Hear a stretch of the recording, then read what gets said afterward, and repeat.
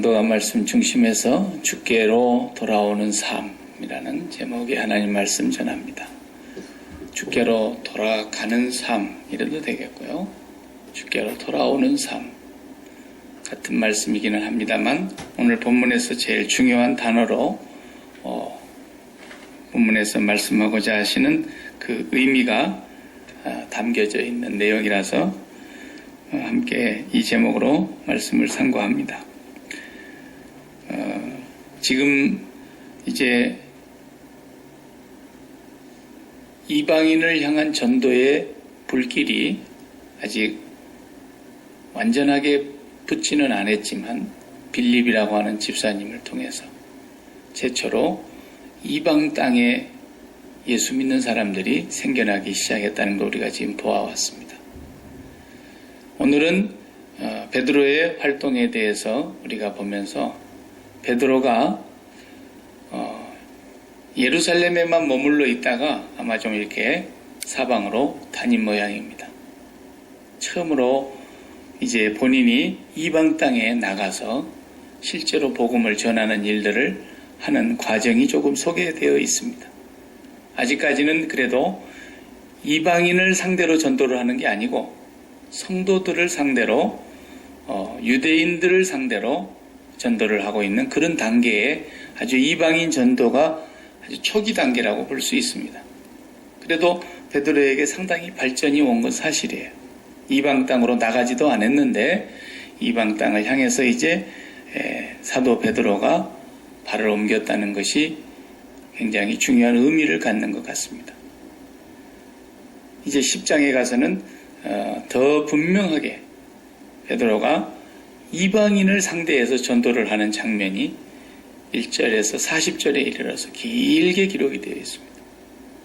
직접 본인이 이제 많은 이방인들이 유대인 아닌 정말 이방인들이 자기가 전한 복음을 들으면서 예수께로 돌아오는 것을 직접 체험하고 이방인의 구원에 대한 확신을 갖고 이제 있게 됩니다.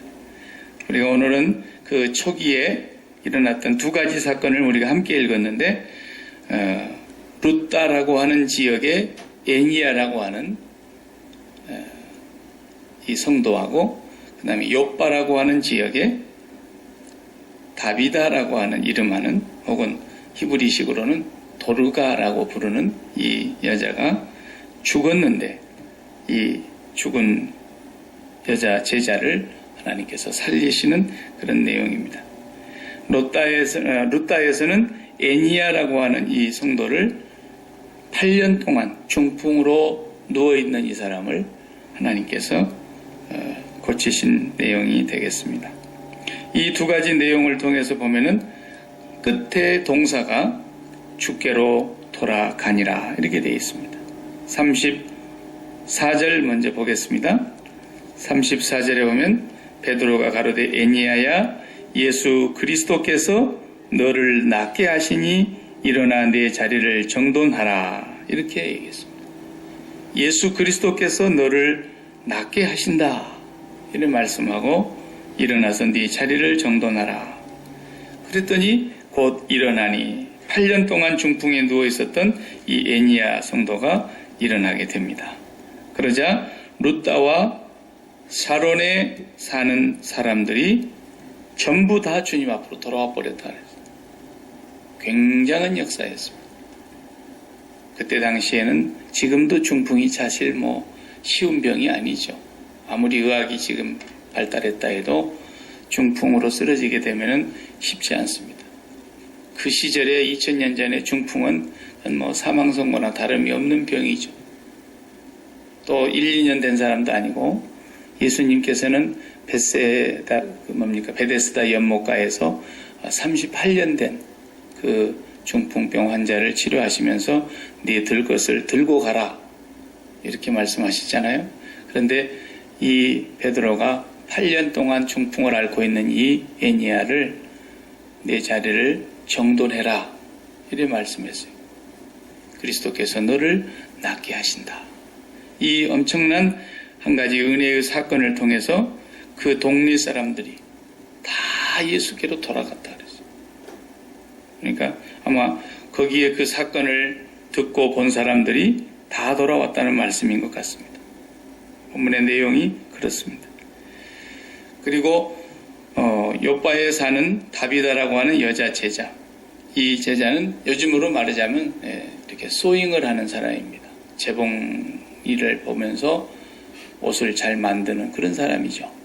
이 사람이 정말 예수를 믿고 이웃을 사랑하고 가난한 사람들, 또한 나이 많은 과부들, 이런 사람들을 굉장히 많이 섬겼던 사람이라고 오늘 본문에 나옵니다. 속옷과 겉옷을 많이 지어서, 그때는 오단불이 재산이고 귀할 때인데 그런 봉사를 했던 사람입니다. 이 사람을 이제 죽었으니까 목욕을 시켜가지고 다락에다 뉘어놨는데 베드로가 가까운 룻다에 와 있다는 얘기를 듣고 요바에서 사람들을 보내서 베드로를 급히 초청해서 모시고 오고, 거기에 오늘 보면은 도르가라 하는 그 여인이 살았을 때에 선행을 했던 그 많은 선행에 도움을 받았던 과부들이 눈물을 흘리며 베드로에게 도르가의 선행을 얘기하고 있습니다.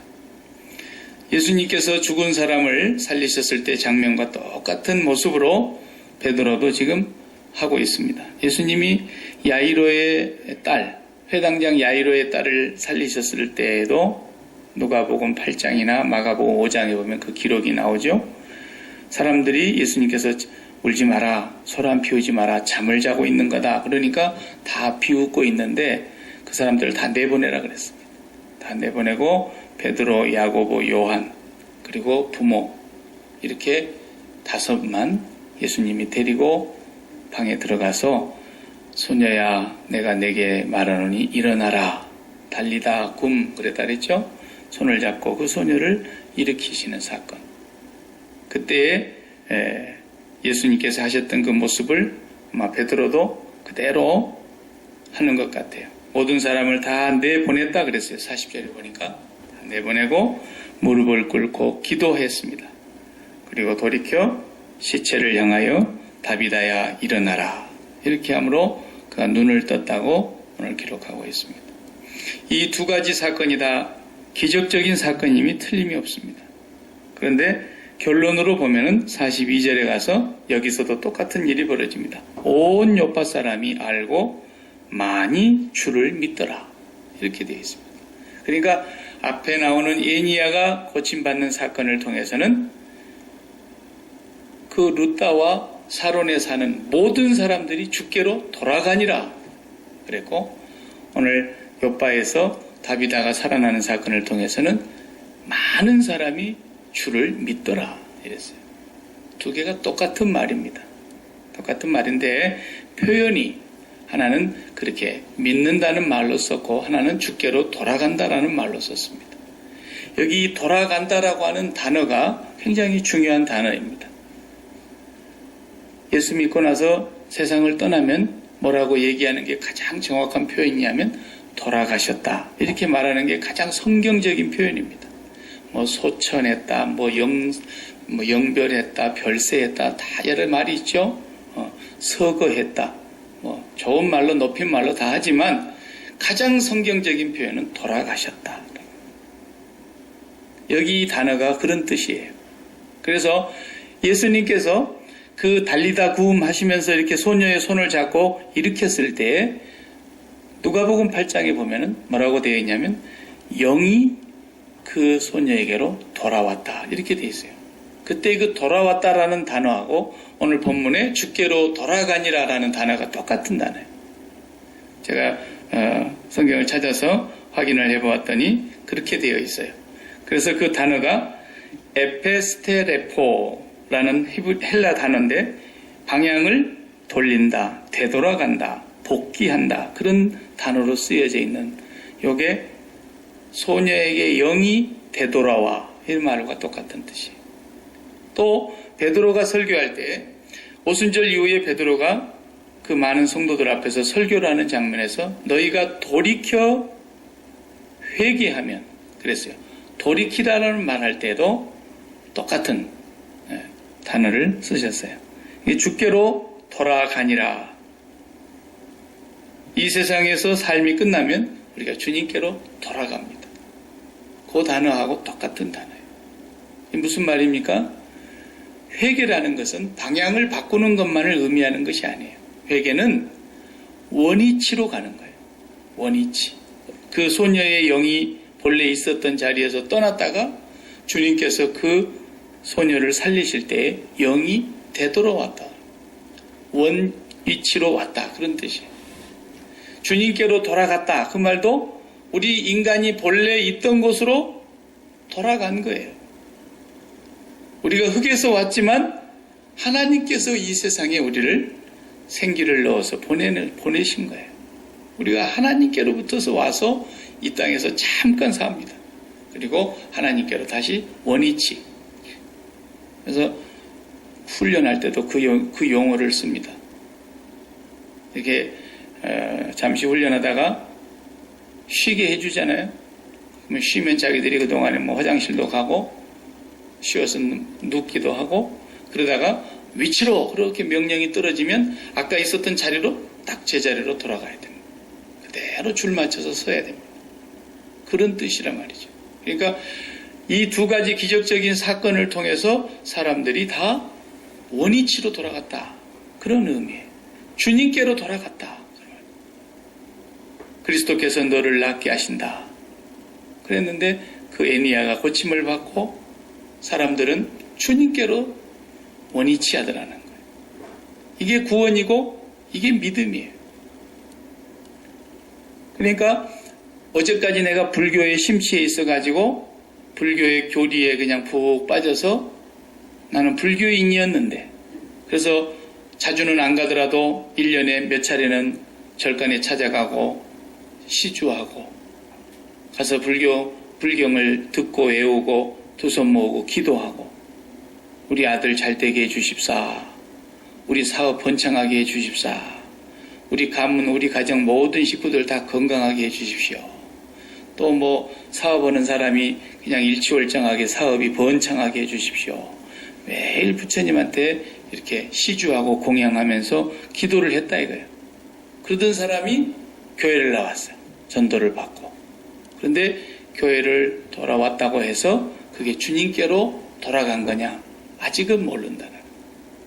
주님께로 돌아갔다라는 말은 교회를 와가지고도 똑같이 부처님 앞에 가서 하던 행실대로 우리 가정 건강하게 해주시고 우리 사업 잘 되게 해주시고 우리 아무개 이번에 시험 보는데 합격하게 해주시고 우리 둘째 이번에 진급하게 해주시고 부처님한테 가서 하던 그대로 와가지고 교회 와서 그렇게 하고 있다.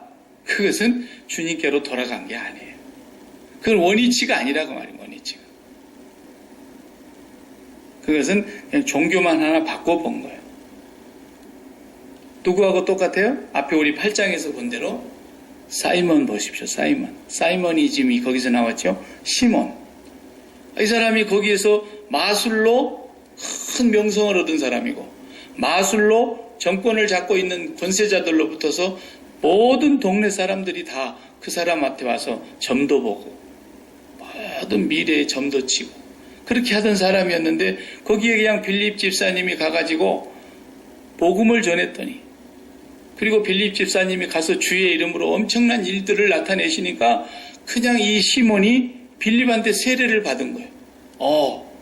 내가 지금까지 해서 이렇게 마술로 이곳에서 내가 상당히 명성이 있었는데 저 사람 마술은 나보다 한 수 위라는 거예요. 자기가 보는 관점에서. 그러니까 빌립에게 가서 그 지도를 받고 빌립을 따라다니기 시작했어요. 그런데 그 소식이 예루살렘에 들리고 제자들 베드로와 제자들이 내려왔어요. 요한이랑 내려와가지고 그 사마리아 성에서 예수 믿는 사람들에게 자기가 직접 안수를 했더니 성령이 임하셨어요. 그걸 보니까 이제는 또 이 사이먼은 완전히 눈이 뒤집힌 거예요.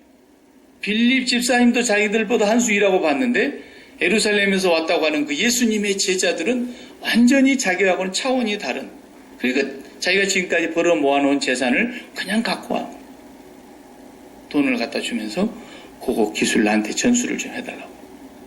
무슨 얘기입니까? 이건 진짜 돈벌이가 확실하게 되는 거라는 거죠. 네가 하나님의 성령을 그리고 선물을 돈을 주고 살 줄 생각했으니까 너는 돈과 함께 망할 거다. 그랬어요. 그러니까 목적이 바뀌지 않고 마음이 바라다 보는 것이 바뀌지 않는 사람은 아직 주께로 돌아간 게 아니다. 그런 뜻이에요. 종교만 바꾼 거예요. 주께로 돌아갔다라는 말은 주를 믿더라라는 말과 같은 말인데, 믿는다는 말은 언제나 제가 말씀드린 대로 우리가 바라보고 있는 것이 믿는 거라니까요. 부처한테 가서 맨날 뭘 바라보느냐? 부처를 바라보는 게 아니고 우리의 건강과 우리 가정의 행복과 우리 사업의 번창과 우리 모든 입신양병과 출세를 바라다보고 있는 거예요. 이 땅에서의 우리의 삶이 정말 더 나은 삶으로 나아가기를 계속 바라다보고 있는 거예요.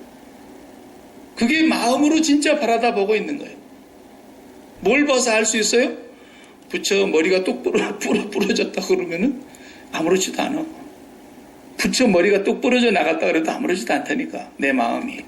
근데 우리 집에 문제가 생겼다고, 지금 내가 내대로 부처한테 가서 빌었던 우리 집 사업과 우리 집 자녀와 우리 집 건강에 문제가 생겼다면 난리가 나는 거예요. 그것이 바로 내가 바라다보고 있었다는 증거라니까요.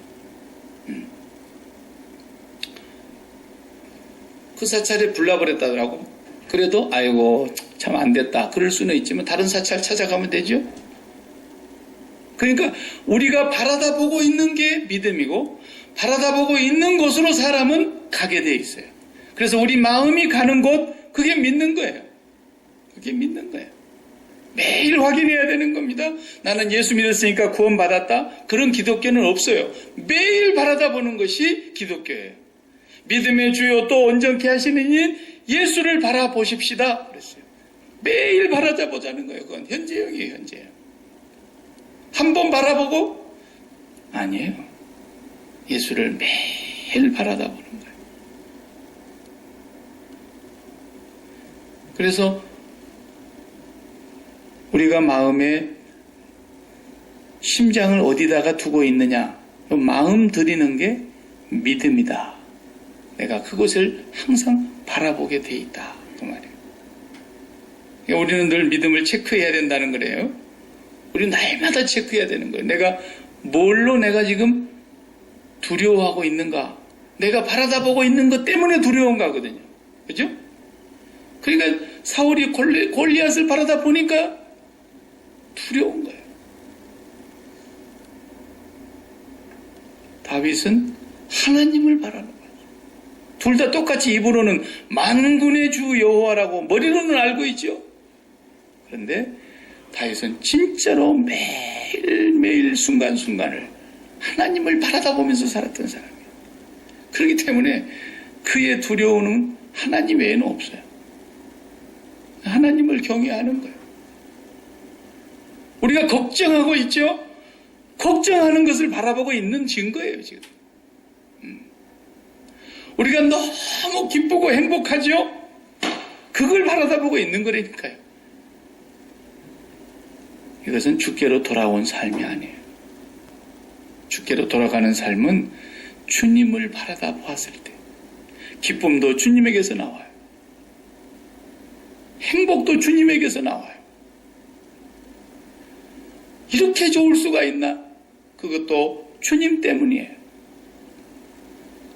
이것이 예수 믿는 사람이라는 거예요. 기분 나쁜 일이 있을 수 있어요. 내 원대로 안 돼가지고 일이 삐걱거릴 수 있어요. 그러나 그것이 재수가 없어서 그런 것이 아니고 하나님의 무슨 뜻이 있겠지 하고 하나님으로 인해서 그 기쁨을 잃지 않고 염려에 내 마음을 빼앗기지 않는 이 사람은 지금 하나님을 바라다보고 있는 사람이란 말이죠. 모든 사건을 통해서 주님을 바라다보게 하는 것, 이게 귀한 거예요. 이것이 하나님께서 오늘 우리에게 주신 믿음이라는 사실을 기억해야 될 것입니다. 우리가 되돌아갈 본향, 믿음의 조상들은 전부 그것을 바라다보았다고 히브리서 11장에서 그걸 얘기하려고 그러는 거예요. 에녹도 바라보았고 무드셀라도 969살이나 살았지만 그걸 바라보았고 노아도 바라보았고, 아브라함도 바라보았고, 이삭도 바라보았고, 야곱도 바라보았고, 요셉, 모세, 다니엘, 삼손, 기드온, 입다, 바락, 이걸 다 얘기하려니 우리가 시간이 부족하다 그랬잖아요. 모든 믿음의 선배들은 다 멀리서 그들이 마음으로 바라다 본 것이 뭐였느냐? 이쪽이 아니라 더 나은 본향을 바라다 보았고, 보이지 아니한 것을 바라다 보았기 때문에 그걸 믿음이라고 말하는데, 오늘날 교회에서 이 두 가지를 잘 구분할 수 있어야 돼요. 이게 믿음인가? 믿음이 아닌가? 교회 안에서도 믿음을 가르치는 사람들이 있는가 하면 믿음이 아닌 것을 믿음이라고 사기를 치면서 가르치는 사람이 있고, 어떤 사람은 그것이 믿음인 줄로 오해해가지고 착각해가지고 자기도 모르는 소리를 하고 있는 그런 사람들도 많이 있어요. 대표적인 예가 뭐냐? 교회 안에서 맨날 믿음을 가지라 그러면서 거기에다가 붙여갖고 뭘 얘기냐면 비전을 품으시기 바랍니다. 이 사람은 지금 믿음이 뭔 줄을 모르고 하는 사람이에요. 비전을 품으세요. 비전을 품으세요. 꿈을 가지세요. 꿈을 가지세요. 그러는데 굉장히 멋있는 말이죠. 하도 우리가 머리에 털날 때부터 지금까지 들어와가지고 너무 고상한 말인 거예요. 모든 선생님들이 다 그걸 가르쳤고 우리 학교 다니면서 너무나 많이 들은 얘기고, Boys be ambitious. 그러면 책상머리에다 써붙여놓고 난리를 쳤단 말이죠. 근데 그게 믿음이요? 그런 꿈을 갖는 것이 믿음인 줄로 착각을 하게 만드는 거예요. 교회 밖에서는 그런 걸 가르치는 것을 누가 뭐라 하겠어요?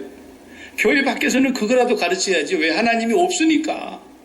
하나님 없이 사는 사람들이 그거라도 가져야지. 그러나 교회 안에서까지 그런 얘기를 하는 건 사기를 치는 것이든지 아니면 몰라서 무식해서 그런 거라고 말해요. 믿음은 그런 게 아니에요.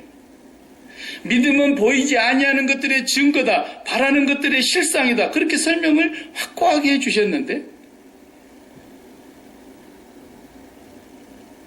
후자로 말하는 것은 믿음이 아니라 신념이에요. 신념. 그러니까 하나님이 없는 사람들은 자기 신념이라도 갖고 살아야지요. 자기 꿈이라도 갖고 자기 비전이라도 갖고 살아야 되는 거 아니겠어요? 그걸 이루기 위해서 몸부림을 치고 그걸 이루기 위해서 상대방과 경쟁해서 눌러가지고라도 내가 올라가야 되고, 세상에 하나님 없는 사람들은 그 신념을 가지고 자기 비전을 갖는 거예요. 그래서 만날 거울을 쳐다보면서 박일규 너는 성공할 거야. 너는 부자 될 거야. 이러면서 계속 자기 얼굴을 자기가 쳐다보면서 자기 주문을 하는 거예요. 너는 반드시 성공하는 날이 올 거야. 위대한 꿈을 품고 원대한 비전을 가져라. 전부 사기치는 거예요. 교회에서 그런 소리 하는 거예요. 교회 밖에서는 그런 소리 얼마든지 하라 그러세요. 교회는 그런 얘기하는 곳이 아니에요. 원대한 꿈, 큰 비전, 그것도 보이지 않는 거예요. 그렇죠? 안 보이는 것은 똑같아요. 믿음은 보지 못한 것들에 그랬으니까. 안 보인다는 것은 믿음이나 신념이나 똑같은 거예요. 안 보이는 걸 지금 추구하고 있는 거예요. 그런데 이게 믿음이냐 신념이냐를 어떻게 구분하느냐? 믿음은 똑같이 하나님이 보이지 않아요. 천국이 보이지를 않아요.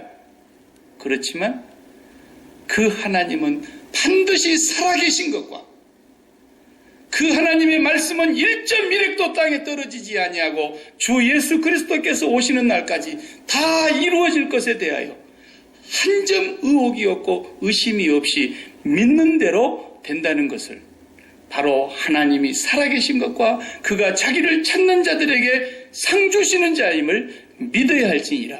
이 믿음이 없이는 하나님을 기쁘시게 못하나니 그랬어요. 그러니까 믿음이라는 것은 보이지 않는 대상인 것은 똑같아요. 신념과. 그러나 반드시 이루어질 하나님의 약속된 말씀이에요. 절대로 이루어지지 않을 것이 하나도 없어요. 한 말씀도 땅에 떨어짐이 없이 율법의 1.1획도 사라지지 아니하고 다 이루어지는 날이 온다는 걸 믿고 있는 게 믿음이고, 신념은 뭐예요? 똑같이 안 보여. 안 보이는데 하나님이 자기에게 그런 꿈을 준 적도 없고 하나님께서 말씀하신 약속도 아닌데 맨날 자기가 자기에게 꿈을 불어넣는 거예요. 자기가 자기를 향해서 날마다 그런 자기 신념을 가지고 자기 확신을 가지고 자기가 자기를 격려하고 자기가 자기에게 힘을 불어넣는 거. 이게 신념이에요. 이게 신앙 아니에요. 그러니까 저마다 모든 사람들에게 소년들이여 큰 꿈을 가져라. 기왕에 그리려면은 호랑이를 그려라. 그러다 보면 고양이라도 그리지. 고양이를 그리려다 보면은 생쥐도 못 그린다. 그러면서 막 계속 신념을 불어넣는 거예요. 그러나 하나님이 그렇게 약속하신 말씀이 아니라고요. 그렇기 때문에 하나님 없는 사람은 다 그렇게 신념이라도 갖고 살아야 되는 거예요. 우리는 그게 아니에요. 우리는 하나님은 살아계시며 하나님은 오늘 또 우리를 이 세상에 보내실 때 나를 통해서 이루시려고 하시는 하나님의 계획이 있고 하나님 그분의 온전하신 하늘의 뜻이 이미 결정 나 있는 거예요. 그래서 주기도문의 뜻이 하늘에서 이루어진 것과 같이 땅에서 이루어지기를 원합니다. 오늘 하나님께서 우리를 통해서 우리로 하여금 하나님이 기뻐하시는 소원을 품고 행하게 하신다는 말씀이지 우리가 다른 사람들이 성공한 것처럼 이 세상에 많은 사람들이 자기의 상아탑을 쌓아가면서 자기의 그렇게 아성을 쌓아가면서 자기를 실현해가면서 자기를 구현해나가는 그런 모습들을 나도 이루어 보기 위해서 그들처럼 꿈을 갖고 비전을 갖는다. 이건 신앙이 아니고 하나님이 없는 사람들의 신념이라니까요. 교회에서 그런 것을 팔아먹으면 이건 사기치는 거예요. 교회 밖에서는 그런 소리를 하는 사람들이 많이 있지만 오늘날 교회 안에까지 그런 것을 가지고 들어와가지고 그것이 마치 하나님의 말씀이요 약속인 것처럼 그렇게 얘기하면 그건 곤란하다는 거죠. 교회는 뭐 하는 곳입니까? 모두가 주께로 돌아가는 거예요. 주를 믿는 거예요. 주님께 마음이 다 가버리는 거예요. 주님 앞으로 모든 마음이 다 가고 주님을 온전히 내 마음을 다 드리는 것이 주님께로 가는 원위치로 돌아가는 거예요. 그것 때문에 예수님이 오신 거예요. 예수님이 나의 꿈을 실현해주는 신념을 나의 마음속에 큰 그림을 가지고 있는데 그 신념의 비전을 완성시켜 주시려고 예수님 오신 게 아니고 예수님은 우리의 인생들을 다시 원위치로 돌리기 위해서 세상에 오셔서 십자가에 죽어야만 했던 거예요. 그 원위치가 어디냐? 우리의 모든 마음이 하나님께로 돌아가는 거예요. 우리의 모든 소원이 하나님께로 돌아가는 거예요. 우리의 모든 마음을 하나님께 다 드리는 거예요. 그 마음을 갖게 하기 위하여 주님이 원위치로 돌아가게 하기 위하여 주님이 십자가를 지신 사건이 일어나고 있었던 거예요.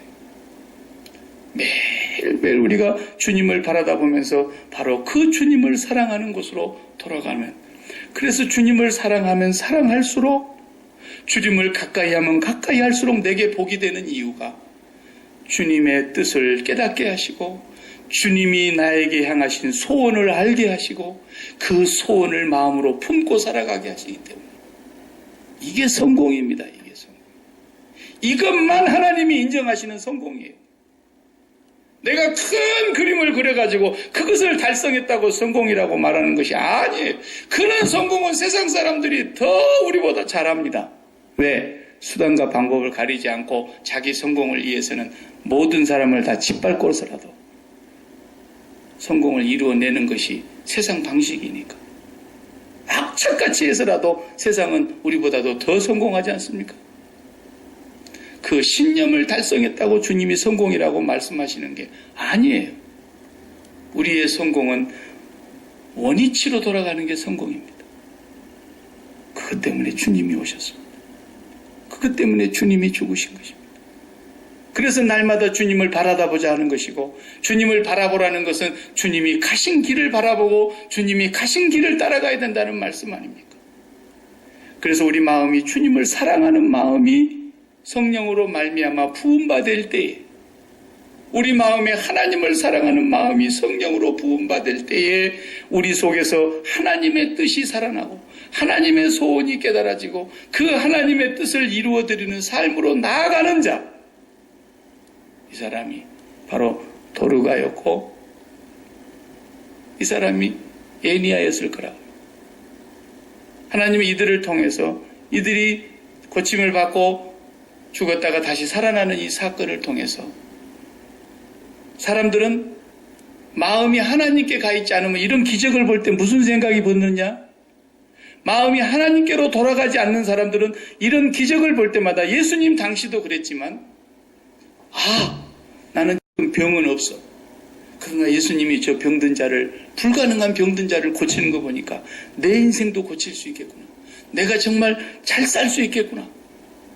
전부 다 자기 입장에서 예수님을 해석하고 있는 거예요. 예수님이 그런 기적 같은 일들을 행할 때마다 나는 지금 당장에 저 사람과 똑같은 그런 중풍을 앓고 있는 사람은 아니지만 나도 저 사람 따라가면 내 인생에 뭔가 좋은 일이 있겠구나. 전부가 다 자기가 마음으로 바라다 보는 곳에 예수님을 끌고 올라간다 그런 말이에요. 그러니까 서기관도 제가 선생님 따라가겠습니다. 그 사람이 왜 선생님 따라갔습니까? 주께로 돌아가기 위하여 따라간 게 아니기 때문에 주님이 나 따라오면은 아무것도 없어. 여우도 정말 집이 있고 새도 깃들일 곳이 있지만은 나는 머리 둘 곳도 없는데 네가 나를 왜 따라오려고 그래? 그냥 거기서 벌어먹고 살아. 그게 더 나아.